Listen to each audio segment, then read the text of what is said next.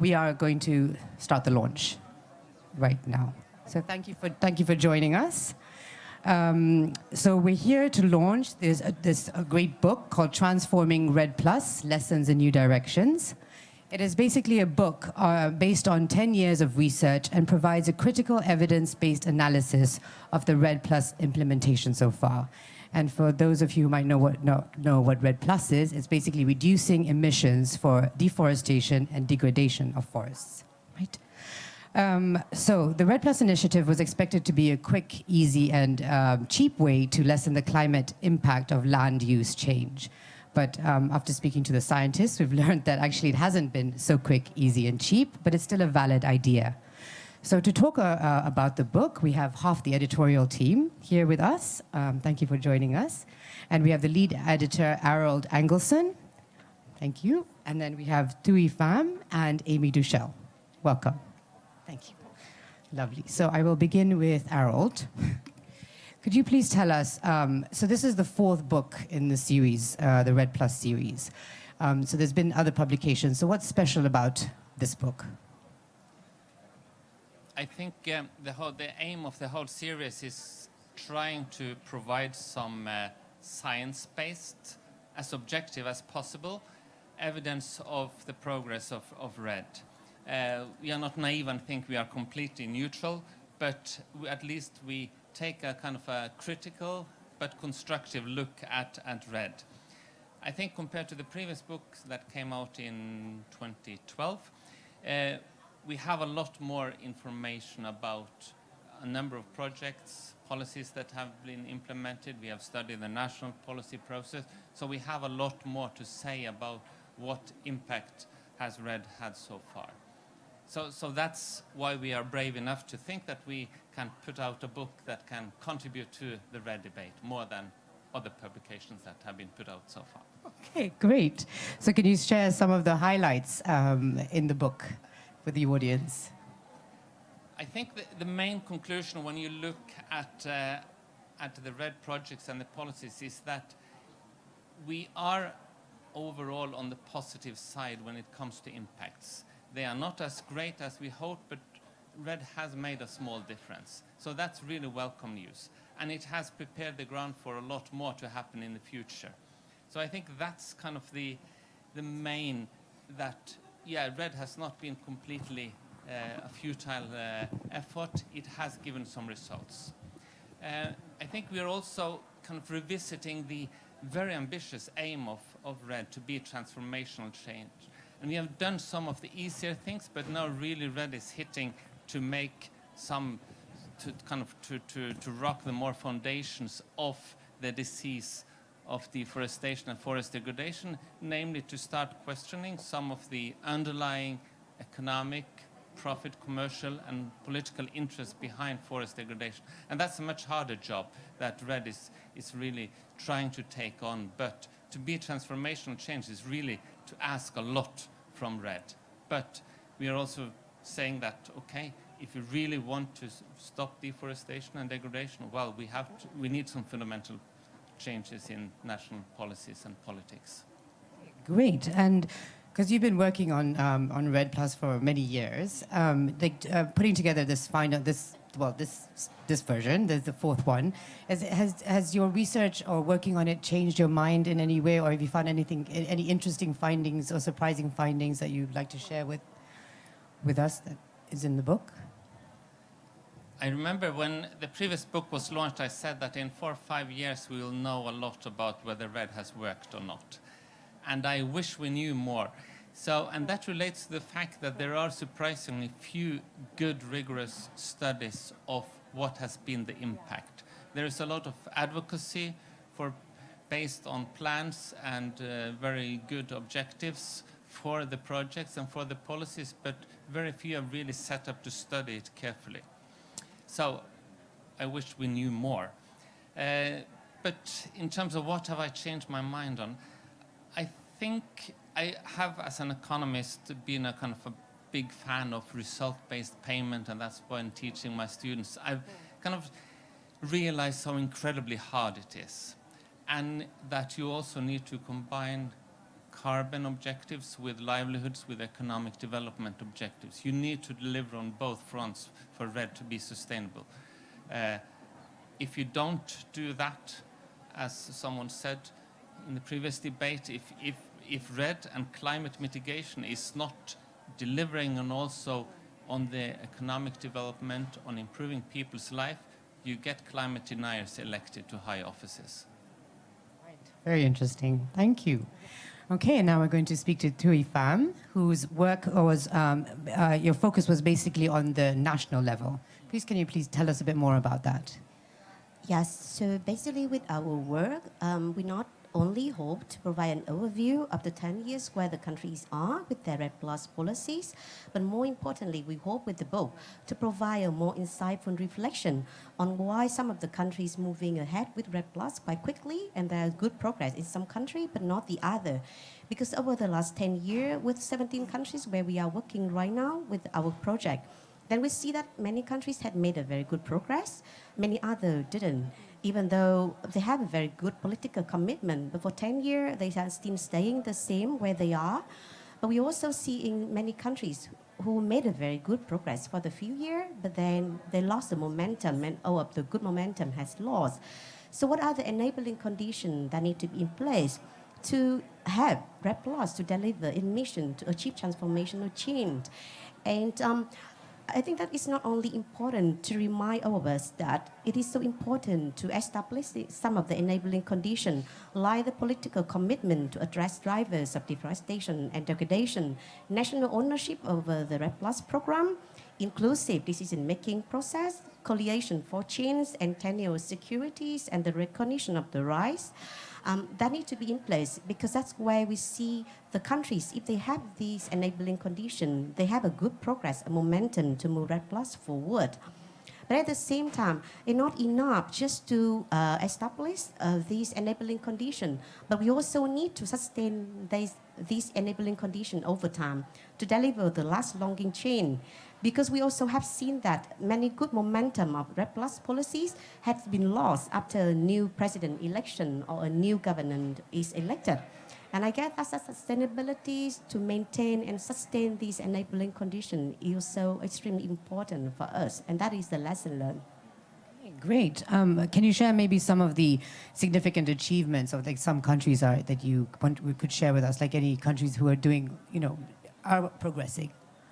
Yes, I mean, with our analysis over the last 10 years, as I said, there is a mix in terms of progress. Some of the countries has made a very good progress, such as like in Guyana, in Myanmar, and in Vietnam, because with REDD Plus, it created the enabling condition for some of the many issues that are in the past considered as a very sensitive issue, like tenure security, indigenous rights.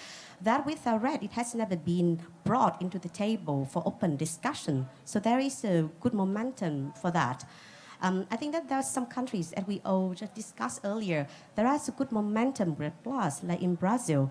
But to some extent, that the momentum has been lost. And also in several countries like Indonesia, with the new government regimes and the new policy, REDD Plus policy had lost its good momentum. And it's depending on the political stabilities within the countries. And as we all said, politics matters in sustaining the REDD Plus vision. Great, thank you very much. So now we will speak to Amy Duchel. Who's going to tell us on the because your work was based on the subnational level. So please tell us more about that. So I think, as many of you know, when REDD was first initiated in 2007, it was really a national level focus. But the call in Bali was for demonstration activities. And so that led to this emergence of hundreds of REDD Plus projects across the tropics. And actually, Gabriela Simonet, who's sitting back there, she is the creator of the international database on REDD Plus programs and projects. And there are more than 350 of them. And so that's actually a pretty interesting evidence base to examine over time. And so I guess one of the interesting things that we look at in this book is what are the impacts of those interventions on the ground. And as Harold said, one of the surprising things is the lack of evidence. Even though it's been 10 years of this experimentation, there's actually a lot of a really impressive lack of rigorous studies that are trying to actually attribute outcomes to the intervention on the ground.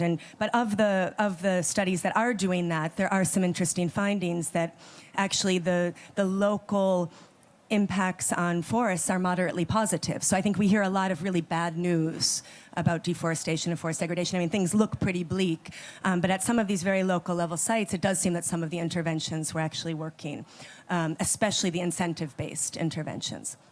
And then in terms of well-being, that's, livelihoods, welfare, social networks, these kinds of impacts.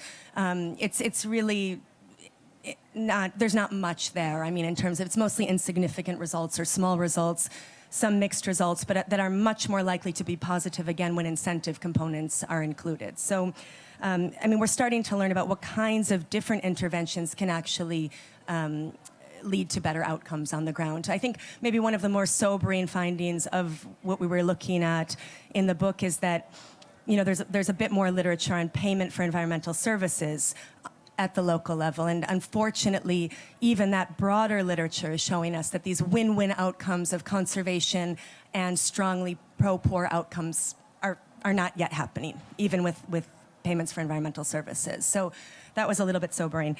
And then the other point that I think we got into in this book that's really exciting is and this is something that I've been excited about over the years of working on REDD+, is the emergence of subnational governments, tropical states and provinces across the tropics, promoting REDD+ and low emissions development. So even when national strategies maybe were lagging, a lot of states and provinces were really moving full force ahead.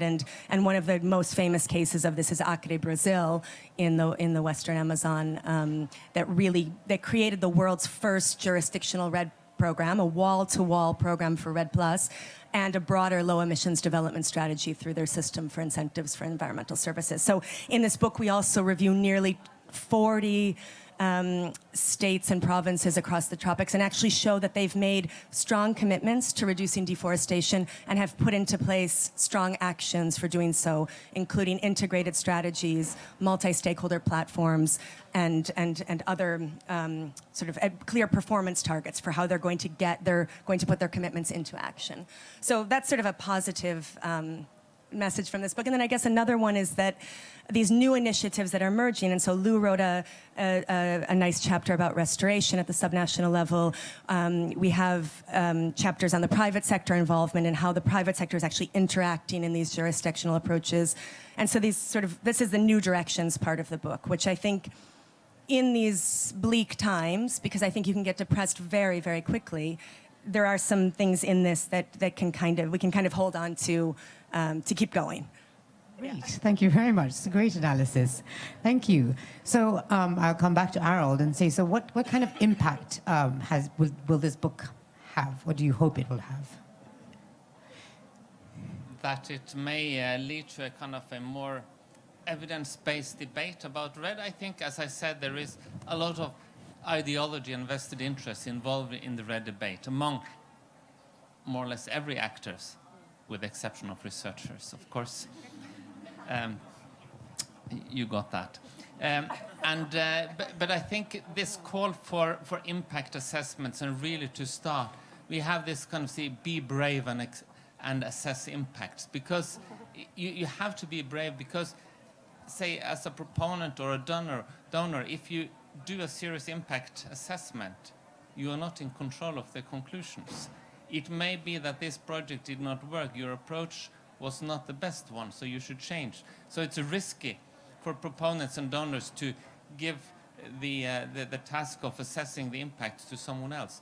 An impact assessment is something you need to do from day one in terms of the design, of collecting data and establishing baselines and so on. So it's not a kind of a simple afterthought. Yeah, we should assess impacts. And I really want to see that more, so I hope we encourage that. Great. Well, thank you all. Is there anything else you feel like you'd like to add that maybe we think is important that we might have missed, or have we covered everything? Have we covered everything that you think is important for our audience? Yeah. Okay. So, will there be a fifth book in the series? That's my question. I already said 3 times that never again, so I can repeat it with great credibility. I think the rule number 1 in publishing is to publish when you have something new to say. So if some of us feel that we have something new to say in 5 years' time, there should be another book. I hope that we then can have something more to be a bit more specific about distinguishing types of intervention. So we say this intervention is more effective in these particular contexts. We have too few studies to say something on that. So that is something that is yet to be said. I think there's also more that Tui talked about, the national integration, about how REDD can really become part of green development strategies or low emissions development strategies. This integration practically, how is that going to do? It's also an area where there's still more research to be done, and maybe another book. There you go. Well, thank you all very much. And if you're interested in getting the book, you can order. You can go online, or you can scan the QR code on here, and then you can fill in a form to get the book. Okay, so I think we're good. Okay, well, thank you all for joining us, and congratulations on publishing this book. Thank you.